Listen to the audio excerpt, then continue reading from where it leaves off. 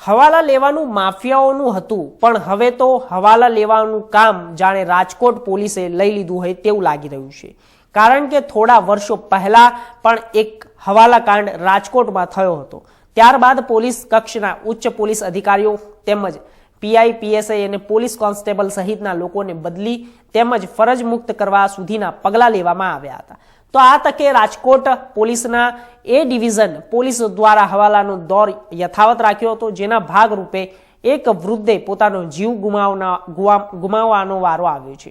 તો આ ઘટના કંઈક એવી હતી કે દિવાળીના પૂર્વ પહેલા રાજકોટના એ ડિવિઝનના પોલીસમાં વિવેક ભુવા નામના સોનીના વેપારી દ્વારા હિરેન આડેસરા નામના સોનાના કારીગર ઉપર સોનાની ચોરી હોવાની અરજી કરવામાં આવી, જે બાદ એ ડિવિઝન પોલીસના કિશન આહિર નામના પોલીસ સ્ટાફ દ્વારા સોનાના કારીગર હિરેન આડેસરા પોલીસ સ્ટેશન ખાતે તેમને બોલાવીને પૂછપરછ કરવામાં આવી હતી, જેમાં યુવકને હિરેને 3rd ડિગ્રી જેવો માર મારવામાં આવ્યો હતો અને સોનું પાછું લઈ લેવામાં આવ્યું હતું।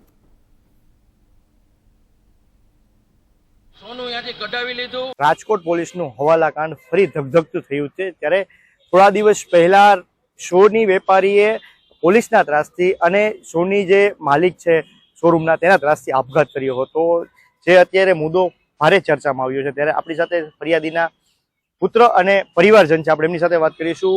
શું કહેશો, તમારા કાકાએ આપઘાત કર્યો હતો પોલીસ અને સોની વેપારીના ત્રાસથી, શું આખી સમગ્ર ઘટના હતી?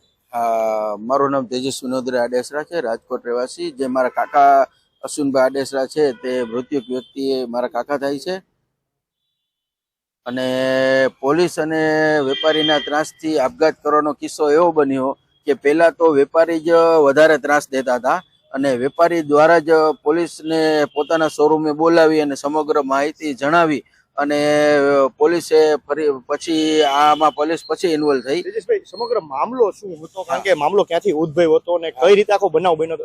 ઓકે, સમગ્ર મામલો એવી રીતના ઉદ્ભવ્યો હતો કે આ લોકોએ મારા કાકાના દીકરા ઉપર ચોરીનો આક્ષેપ નાખ્યો, જે આક્ષેપ કોઈ પુરવાર નહોતો અને આમાં કોઈ ફરિયાદ થયેલ નથી, અને આ મામલે મારા કાકાને રાજકોટ એ division police constable Kishanbhai Ahir અને ભગીરથસિંહ ઝાલા દ્વારા માર મારવામાં આવ્યો હતો। તેની પાસેથી 355 ગ્રામ સોનું પડાવી લેવામાં આવ્યું હતું, અને રાજકોટના 3 વેપારી પાસેથી પણ અલગ અલગ જગ્યાએથી 136 ગ્રામની બદલે 206 ગ્રામ સોનું પડાવવામાં આવ્યું। ત્યારબાદ અમારા 2 બંગાળી કારીગર છે, શુભો બંગાળી ને સુમન બંગાળી, તેની પાસે પણ આ ચોરીના કેસમાં ફિટ ન કરવા માટે 25 ગ્રામ સોનું પડાવવામાં આવ્યું છે।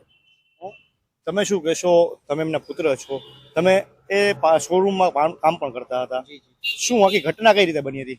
આખી ઘટના એવી હતી, જે મારે સોનું નહોતું એમને દેવાનું, એ મારી પાસે કબૂલ કરાવી 2 તારીખે 2/10 ના દિવસ સવારે મને મળવા બોલાવેલ। ત્યારે મારી પાસે કાગળમાં લખાણ કરાવી, એક સ્ટેમ્પ જોડી અને નોટરીટાઇઝ લખાણ કરાવેલું હતું। લખાણ કરાવીને કિશનભાઈ આહિરને એમની દુકાને બોલાવી અને એમને પોલીસે મને જણાવેલ કે તારે આ ભાઈ જે કહે છે તારે સોનું દેવાનું છે, તો મેં એમની હાજરીમાં કીધું મારે કોઈ સોનું નથી દેવાનું, મારે તો લેવાનું હતું, આ મારા હિસાબનો વિષય છે। તો એમને એમ જણાવેલું હતું કે આમને એ ડિવિઝને લઈ લ્યો। એ ડિવિઝને મને લઈ ત્યાં 1 કલાક મને ટોર્ચરિંગ કરી, માર મારી અને જણાવેલ કે તે ભલે જે કાંઈ સોનું વેચ્યું હોય કે ન વેચ્યું હોય, તું તારું જ્યાં રનિંગ કામ ચાલુ હોય ત્યાંથી તું સોનું શું કામ લીધું હતું? એ શોરૂમમાંથી કોની પાસેથી લીધું હતું અને તમે કેટલા વર્ષથી એની સાથે સંકળાયેલા હતા? હું છેલ્લા 4 વર્ષથી મનોજભાઈ સાથે સંકળાયેલો હતો। એમનું પાર્ટ ટાઈમ ઘરે અને એમની ઓફિસે હું કામ કરતો, તો એમાંથી મારે જે મજૂરીની સોનું હોય તો તે મેં વેચેલ હતું બજારમાં। કેટલું સોનું તમારે લેવાનું હતું? કેટલા પૈસા પણ તમે કંઈક લેવાના હતા એવું આક્ષેપ પણ કરો છો? અમારે 395 ગ્રામ સોનું લેવાનું હતું, અને એમાંથી મારા પપ્પાને એમને 355 ગ્રામ સોનું આપેલ હતું। પછી એને તમારી પર આક્ષેપ કર્યો હતો કે મારું સોનું છે તે ચોરીને વયા ગયા છે, તમારા વિરુદ્ધ અરજી કરી હતી, પછી શું આખો મામલો કઈ રીતે બન્યો હતો? પછી મને એમને 2/10 મને મળવા બોલાવેલા હતા, ત્યારે એમને એમ કહેલું હતું કે ભલે જે થઈ ગયું તે થઈ ગયું છે, આપણે જે આગળ આપણે કામ કરવાનું છે એના માટે અમારે સિક્યુરિટી માટે તું મને એક સાદા કાગળમાં લખાણ કરી આપ, પછી આપણે કામ આગળ ચાલુ કરીશું ને જે કાંઈ હિસાબ હશે તે આપણે સુલટાવી નાખશું। કોના દ્વારા આ પ્રેશર કરવામાં આવતું હતું? કારણ કે શોરૂમના ક્યાં માલિક હતા જે પોલીસને કે પ્રેશર કરતા હતા અને આરોપીને આમાં જે ભાઈ છે એમને મળવા માટે મજબૂર કરેલા છે? હા, આમાં મૃત્યુક વર્ગીને પ્રેશર કરનાર વિવેકભાઈ ભુવા, મનોજભાઈ રાજપરા, ધર્મેશભાઈ ભરતભાઈ પારેખ, અતુલ ભરતભાઈ પારેખ અને રાજકોટ એ ડિવિઝનના કોન્સ્ટેબલ કિશનભાઈ આહિર ડી સ્ટાફના અને ભગીરથસિંહ ઝાલા દ્વારા પ્રેશર કરવામાં આવ્યું હતું, જેમાં મારા કાકાને અગાઉ એને મજૂરી પેટે એકવાર સોનું એક દિવસ પહેલા આપી દીધું. એ બીજે દિવસે પોલીસ સ્ટેશન દ્વારા પાછું એની પાસે પડાવી લેવામાં આવ્યું અને એને મારી અને સોનું પાછું એ દાદા પાસેથી પડાવી લીધું.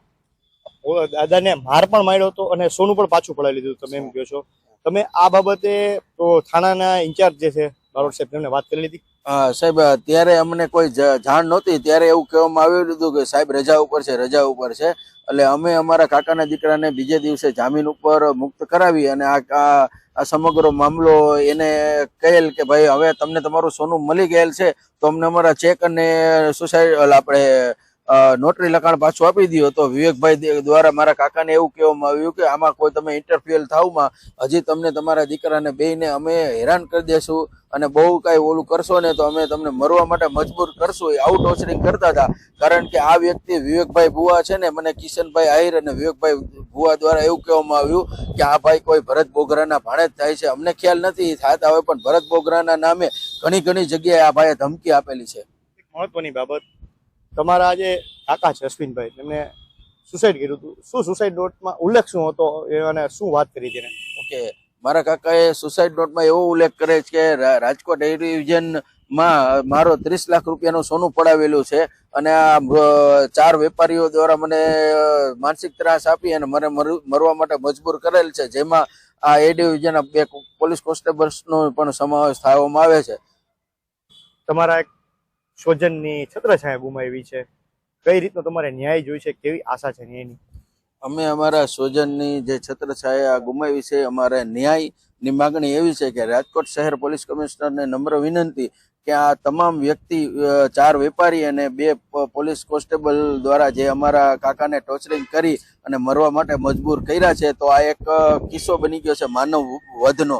અને માનવ વધને જે કલમ થતી હોય મર્ડરની, આ એવી કલમ જોડી અને તમામ ઉપર કાયદેસર ધોરણસર કાર્યવાહી કરી અને મૃત્યુ વ્યક્તિને ન્યાય અપાવે અને તેના પરિવારજનોને ન્યાય અપાવે, એ જ અમારી આશા છે. તો આ હતા રાજકોટના સોની કારીગર, જેમનું કહેવું છે કે અમે જે અમારા પરિજનોની જે અમારા સ્વજન છે તેની છત્રછાયા ગુમાવી છે. જે અમુક શોરૂમ, જે સોનાના શોરૂમના માલિક અને પોલીસના ત્રાસથી જે મારા કાકા છે તેને આ આપઘાત કરવા માટે મજબૂર થયા હતા, સુસાઇડ નોટ લખીને તેને જાણ કરી હતી. ત્યારે આવા લોકો ઉપર રાજકોટ પોલીસ કમિશનર કડક કાર્યવાહી કરે અને મર્ડર સહિતની કોલમો છે તે લગાડીને આ લોકોને કડકમાં કડક સજા કરે તેવી માંગ કરી હતી. પ્રતિક લીંબાણી, ઇન્ડિયા ન્યૂઝ, રાજકોટ.